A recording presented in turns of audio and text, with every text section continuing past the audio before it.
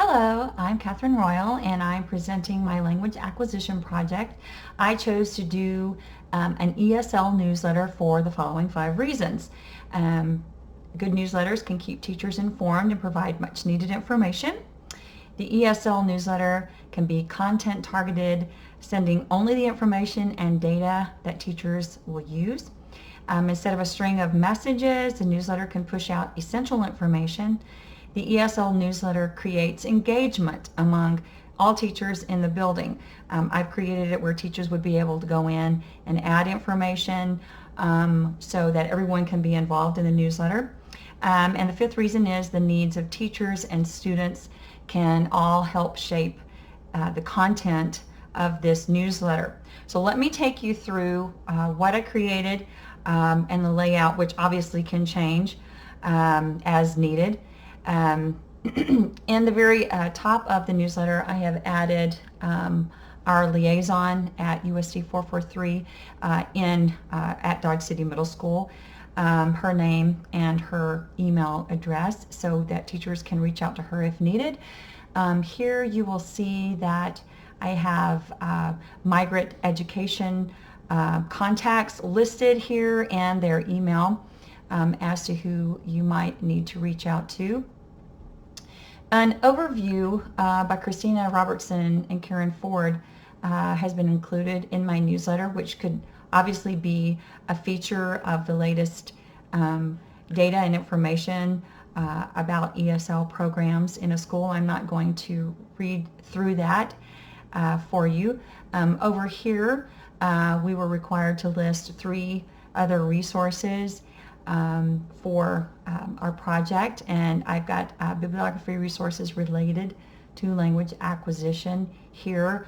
I very much like the Colorado website, and resources there are phenomenal and go there quite a bit. This is something that, again, enables teachers to go in and research information as needed. They can also add to this information as they can go into Google Docs and send information to me if I'm the one that's editing and authoring this newsletter. Over here gives a description of what a family liaison is and his or her job as related to the school district. I'm going to skip down here. I did a little research on areas of improvement for USD 443. Now this would encompass the whole school district, not just my school, Dodge City Middle School. Based on observation and interviews, the following include some areas upon which the school district can focus to improve. One would be most mainstream teachers are unaware of which students in their classroom are English language learners, and there is no common language across the district about ELLs. So that is something that the school district is working on. Teachers are doing a majority of the talking in class. I, for one, am guilty of that. This leaves very little accountability for academic language. That's something that I will be definitely focusing on in my classroom this year. Most teachers do not explicitly teach academic vocabulary. One of the things that I learned from taking this linguistics class is areas that I am falling short of, that I will be able to go back to the classroom this year and to my building and speak with other teachers about, because a lot of them are not familiar with phonemic awareness to start off with. So that's something that I will be able to share with them and to help them to in their content areas to present that academic language. To sum up areas of improvement, explicit and measurable learning goals have been set by the district. USD 443 has taken many steps toward improving instruction. Classroom teachers clearly need to know which students are ELL and skill levels in the domains of listening, speaking, reading, and writing. These are areas that the school district is continuing to improve on, and hopefully we are making some headway in that direction. I found a very informative poster that I had added to my newsletter, the 5 stages of second language acquisition, again, that many content teachers are not aware of, that they need to be exposed to. We need to have programs in the school teaching the content area teachers how to present that academic language, what to look for in students who are not progressing as rapidly as they should be because they're not aware of the need. The rationale, along with the 5 reasons that I created the newsletter, is here. A simple way that teachers can improve on communication with each other is through a staff newsletter. Creating a strong internal line of communication among all staff doesn't only help promote important school policies and procedures, but also will boost the morale and inevitably productivity in the classroom. Properly informed people are more productive. That is very true.